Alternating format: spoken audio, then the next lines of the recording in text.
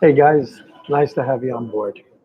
This is Fishhook, and we are in the beautiful state of Florida. I am on location, so I'm not in my surroundings at my home, and hopefully the internet will hold up well for us for our discussion. We've got a lot to discuss tonight, so I hope everybody is having a good week. It is brutally hot down here in Florida. I'm here in the Tampa Bowl area. It is 97. I think it hit 98 today. By 11 o'clock in the morning, it was 93 degrees, and that's blistering hot.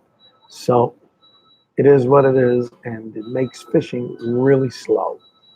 We went out fishing yesterday. I'm filming this. This trip will be this whole week, all the way up to July 3rd. And then we'll be back in the great state of Tennessee on July 4th with my wife. She'll be joining me. But we did some fishing yesterday, and we went out late in the afternoon to catch high tide coming in, and we went out about 4:30, stayed till about 6:30, quarter to seven. High tide was at 6:30, but nothing, nothing, just a little old catfish and a pinfish, and we were testing out the water. So we went through a couple dozen shrimp, but the water was hot like a bathtub, like a bathtub. So we've got an exciting week planned here. We've got several things on the agenda for our Munchie Mondays, which we'll get into a little bit later. And then also for Fishing Fridays, we'll be on the boat here tomorrow and the next day. So we've got quite a bit of footage coming. We're compiling some good videos, some nice footage for you guys to, I think you guys will enjoy it and appreciate it. And we're going to sweat bullets when we do it as well. But anyway, the more pressing news is what's been around on the internet. My friend Jack told me a couple of days ago about this young man, 29-year-old Etika, and the sad story of the ending of this young man's life. I wasn't aware of him because I don't follow gaming or that world, and I'm into other things. And now that I did a little bit of research, watched some videos about some of the stuff that's happened with Etika, it's a sad, very sad situation. And I want to say on behalf of Jack and I, to Etika's family, to his parents, and to his closest relatives and all his dear friends, that we truly send our condolences. I'm very sad over what's happened. A young life snuffed out. And we're praying for you that the God of peace will give you consolation and help you through these very troubling times. This is a heartbreaking story.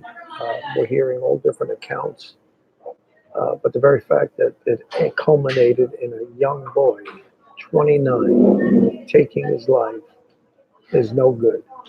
It's very sad, to say the least. And to all you guys and girls on YouTube, if you're going through times that may be difficult, I don't know what was causing him to be depressed or sad or angry or just disturbed inside. If you are, seek help. Don't air it on the public news stream. That only will inflame a problem. It'd be best that you just call for help. And if anybody knows somebody that is in that situation or surmises it, call the authorities, get the parents involved, get the people that can make a difference involved in that person's life, and you might very well save them. I'll tell you guys a little story. Several months back, Amy and I were traveling on Interstate 75 South going to see her parents that live out in Ruskin, Florida.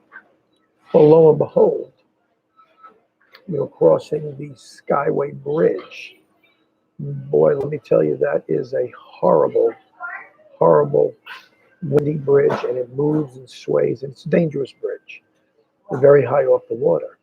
Well, we're driving over there, and lo and behold, we see somebody sitting on the outside guardrail, just sitting on there with his feet hanging off, just ready to lean forward and end his life.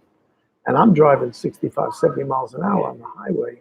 I saw that. Instantly, we called 911, got the police, and believe it or not, within like a minute or two, there must have been police nearby.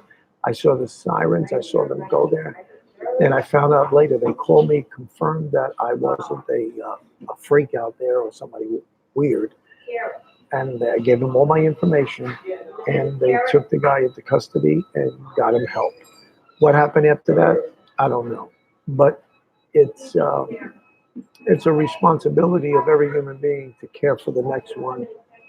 Our country is humanitarian. We care about life, and we're pro-life. So if you do see somebody like that or you surmise it, please do something. Stories like this about Etika is very disturbing and horrifying. It seems that on some of the news briefings on him, some of the things he was saying, he was under the influence, whether it was drugs, whether it was, I don't know what it was, but definitely not a good influence.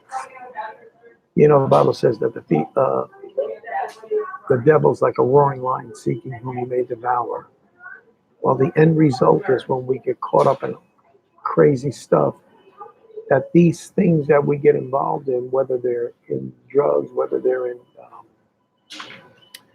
just stuff that's wrong, period, and weird out there in cults, that it's bigger than us, stronger than us, and overpowers us, and we lose our identity, and we're taken over. And that's the very plan of the enemy. And don't want to see any young person of any age, guy or girl, go down that pathway. I would hope that there in the future now that there'll be more prohibitive measures put in place on all these social media platforms, that when anything like this happens, an alarm goes off and immediately it gets addressed before that person either affects someone else to do something they're sorry for, or that they hurt themselves. So that's our desire. There was just a lot of crazy stuff being said, that I am God, I'm the Antichrist, and none of that is normal talk. And it was something that came from a person who really believed it and who truly was talking insane things that aren't correct. And not only that, it's just not humanly possible to be any of those figures. But they believed it, and when it takes root, it causes death. And now we have a sad situation where we have to see Etika gone and taking his life. So again, our prayers are to the family, and we pray and hope that you guys will get through this, and the peace of God will keep your hearts. We're here in sunny Florida, as I said, and the fishing has been brutally tough. Brutally tough. We are trying different spots, but it's going to take a boat from the shore. It doesn't seem to be too good unless you go extremely early in the morning or you go later at night at dusk. Normally, that's the best time to go fishing, period. If you're waiting or you're going from the shore, if you're not using a boat, that's the best time to go fishing. So that's what we're going to plan to do, to test it and see. The snook, the redfish, and the trout are inshore now, and they're coming in. Now, what's happened in Florida, for some of you guys that haven't lived here and not aware, there's a moratorium to the rest of the year on snook, on redfish, and trout, sea trout. They cannot be kept because of a very severe uh, that red tide that came into Florida way earlier than normal. How you doing, Joe Cool? And we the red tide rather really killed hundreds and thousands of tons of fish that were washed up, and a lot of it happened up in Sarasota Bay. That's where it started and came up the whole West Coast, all the way up into the Panhandle, and it lasted for a really long time. So unfortunately, that that did a bad effect. They put it immediately to stop redfish, and they stopped um, snook from being caught, and now they extended it to sea trout. I saw so many fish with bulldozers. They were scraping up the beach in Sarasota Bay. They had, at one point, they had over 60,000 tons of fish dead, and everything from porpoises to shark, everything got killed. So it sucked up all the oxygen out of the water. But anyway, that's what's happened. So it's kind of now it's narrowing the field that we can only get the other fish, which is my desire. Pompano is great to catch, and we're after that. They're running Spanish mackerel is beautiful, so we'll be after that, and maybe we'll catch a barracuda. But we will keep everybody informed. We're going to be maybe do some live streaming, and we'll be filming all of that. So that's what's happening here in Florida. We'll be traveling up and down the west coast of Florida, checking different fisheries, and we'll keep you guys posted. Another thing that I wanted to tell you guys, and I'm going to see if I can do it while I'm online.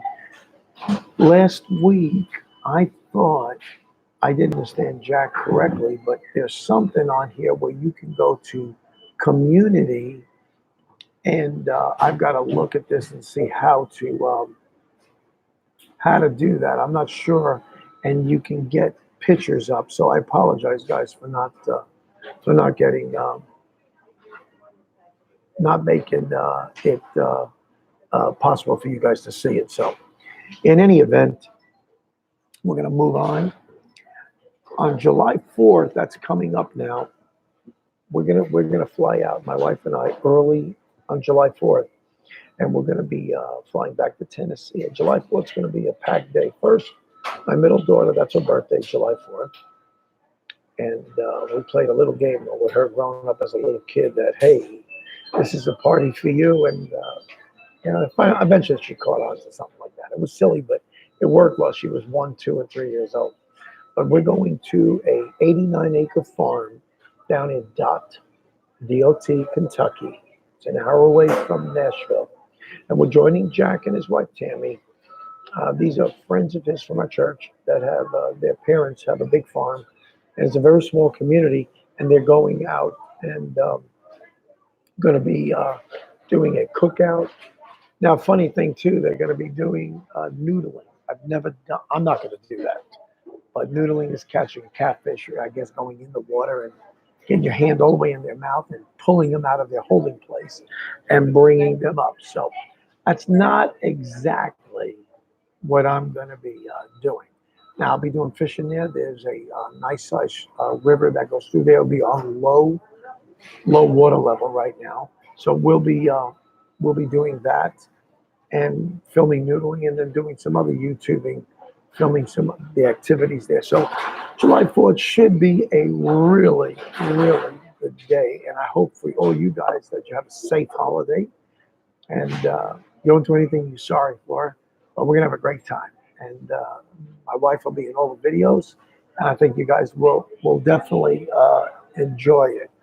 Now, upcoming on Munchy Mondays, we'll be doing, we've got some new recipes we're going to bring your way. One is we're going to be cooking some seafood that I haven't cooked before. It's octopus. And we're going to make a homemade Italian gravy sauce. I'll show you how we make that, and I'll post all the ingredients and how to do it. It's real simple to do that. You don't have to be Italian for that.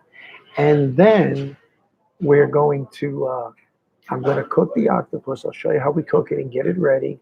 And then it's going to go in the sauce. I had this as a kid all growing up, and it was outrageous to taste. That's one of my dad's creations. And then we've got another real special treat. My dad we loved it as a family, a real special treat on a special fish salad You guys are going to love this. And the fish salad's going to have shrimp in it, fresh, raw. I mean, not raw, it'll be cooked, but it'll be straight from the ocean, not farm processed. We're going to have squid, and we're also going to have octopus in there. They'll have celery in there, and all the other good ingredients. And I am telling you, no vinegar, it'll be olive oil and lemon.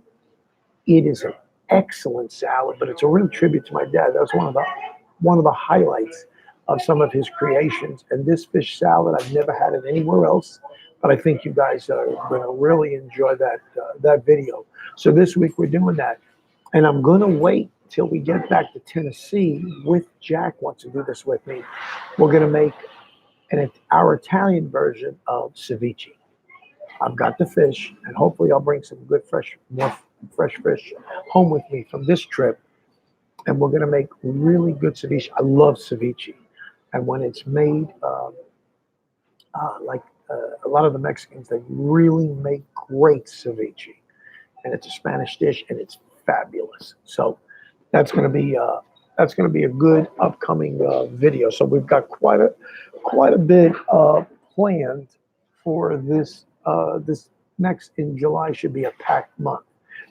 We're planning to go to back to Michigan in July. The Steelhead are still running, and hopefully we're going to hook into them now. They'll be running probably for about a month or so. They're coming in out of the Great Lake of Michigan and going all the way up the tributaries, and they're going to be spawning. That's what they do. They come in to spawn. And a steelhead really is a trout. It's a rainbow that can come into fresh water and spawn and go back out, as if they're going back out to sea. They're trapped, but I think they're interconnected through the St. Lawrence Seaway, and they get into salt water. So that is the life of the steelhead, that it lives in salt water, but it breeds and spawns in fresh water. So I think you guys are going to enjoy that.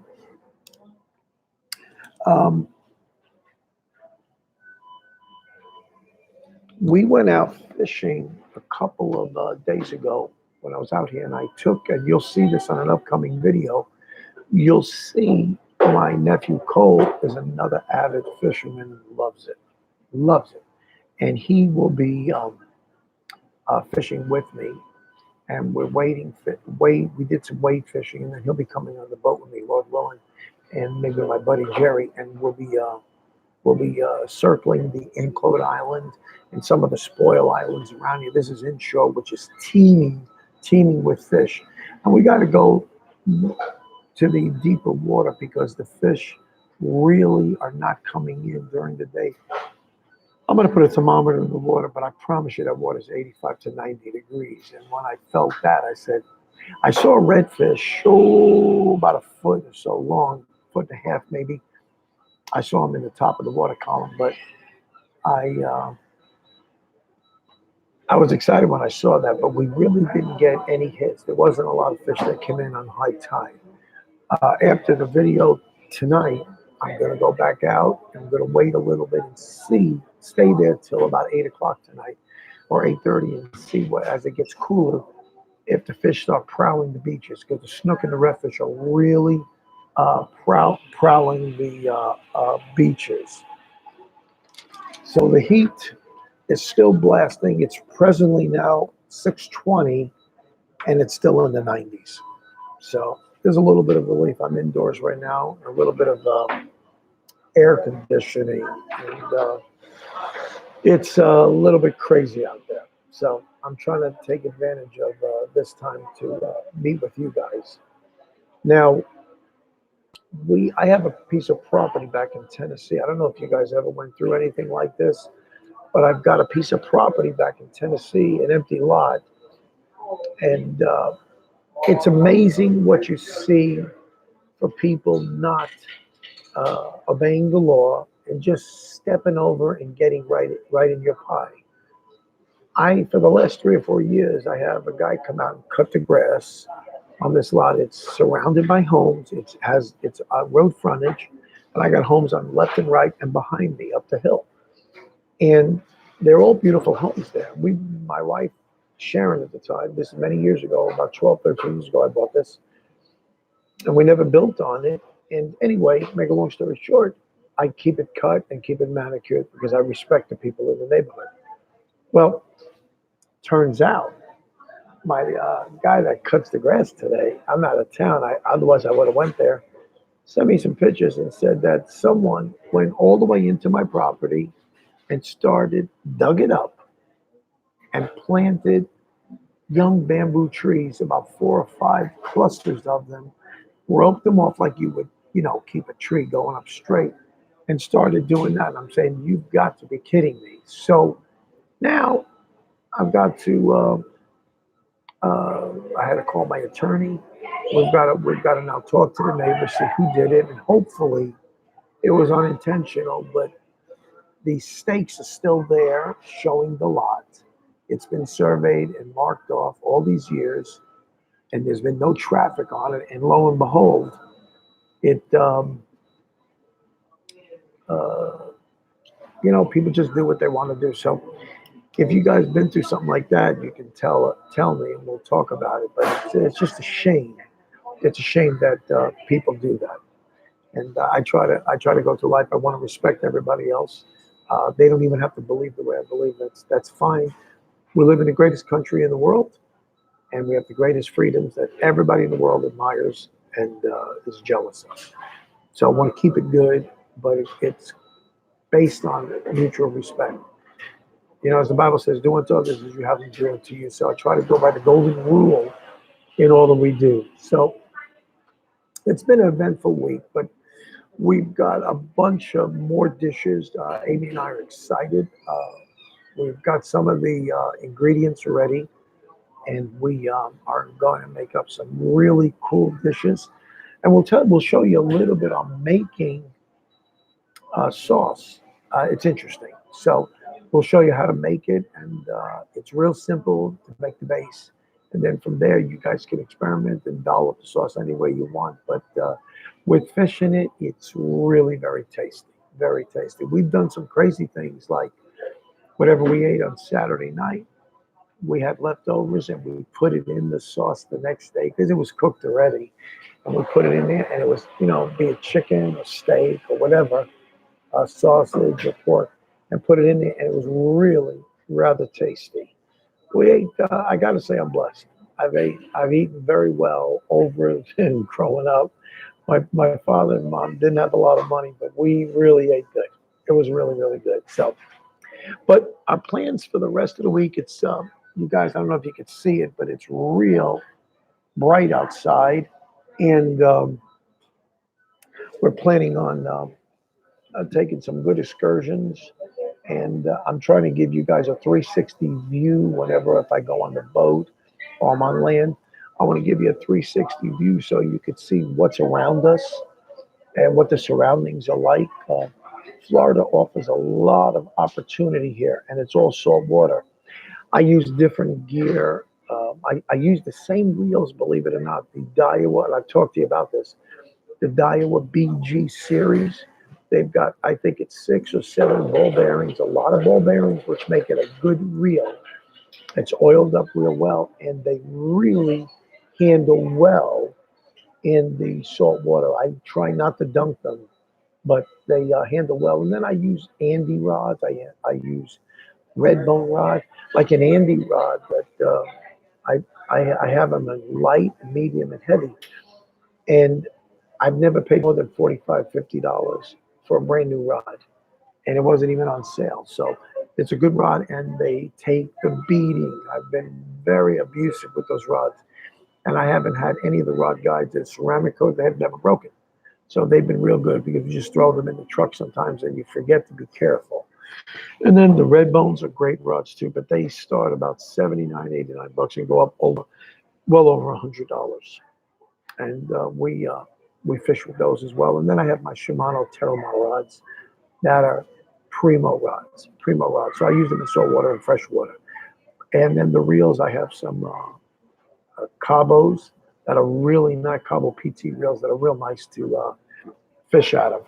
So you guys will enjoy that, and I have links in my description below where you can purchase them. We have them in our Amazon store, and you can look them up and see the whole series of rods and reels. They're good, and I made a good investment on that. And then hopefully we'll try to show a video on cast netting. I was taught how to do it, and then me too. I watch YouTube a lot. So guess what? I saw another YouTube station. The name eludes me right now. The channel's name. But was another way of throwing a cast net. And I want to show you guys. It looks real simple, and we're going to be demonstrating that how to catch live bait. We have a video coming up on how to hook your live bait. We got 5 different scenarios on how to hook live bait, and I'll talk about each one, why I hook them there, why I hook them in the nose, why I hook them in the belly, why I hook them in the top, by the top dorsal fin. There's reasons for everything depending on the type of fishing that you're doing. So it'll be interesting, and I hope that you guys stay tuned for those broadcasts. We're excited. We just got a ton more videos coming. We're going to be touring a cookware facility up in Clarksville, Tennessee, and we'll be doing that hopefully in the month of July. Jack and I, by Heritage Cookware, and it's excellent, excellent cookware. So I look forward to seeing you guys, and I haven't seen anybody else come online and ask any more questions. So I just wanted to have this chat with you guys, talk about some things with you. And again, the headlines across all the internet, Etika, they're disturbing footage, of course, of any young guy or girl that got trapped in something very devilish or satanic or very wrong. I don't know exactly what happened. I don't know that anybody knows the facts yet. But I don't wish that for anybody, and I'm hoping that everybody really takes this serious. It's amazing when he had so many 845,000 subscribers. It's almost like that will feed something, and you turn into somebody that you're really not, or you become bigger than life because on some of his tweets claiming I am God, I am the Antichrist, things that are truly not normal. So just want to help you guys. We're here to talk to anybody. We've got our Gmail address, fishhook2019@gmail.com. And I'm going to type that in right now for anybody if they have any questions or concerns. We first and foremost will pray with anybody. There it is. We first and foremost will pray with anybody, and we'll talk and we'll encourage you, and we'll definitely give you advice to get help. So we don't want to hear any more nonsense like that on the internet. But we are looking forward to July coming on board. It looks like it's going to be hot in Tennessee and Florida. We've got some good vacation plans. Amy and I are looking at some really good sites in Canada and throughout our country. If you have time, travel the U.S. It's beautiful. I've lived in Alaska for 4 years in the Anchorage Bowl area, and it is wonderful, absolutely wonderful. And I miss not living there, to be honest with you. But Florida is gorgeous. The West Coast I like better than the East Coast. And then Tennessee is God's country. They have as I refer to it, the Great Lakes of Tennessee, just like the Great Lakes of Michigan, Illinois, Indiana, and Wisconsin. It's beautiful. And the Upper Peninsula, it's God's country. So guys, thank you for hanging with me tonight. It's been awesome. And I'm on location, like I said, in Florida. I'm hoping the internet holds up well. I've had a lot of issues at our condo, so we went on location to do this chatting. Again, it's been great to talk to you. I hope you guys were informed, and let's hope and pray that we hear no more news like we did about Etika, and that you guys will pray for the family and reach out to them. So we will see you again. The next broadcast will be in Florida.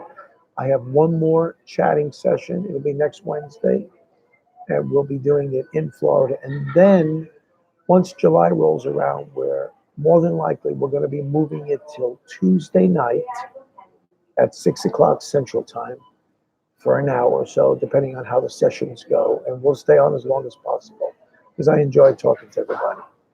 So we love you, and we'll see you on the next one. So God bless you guys.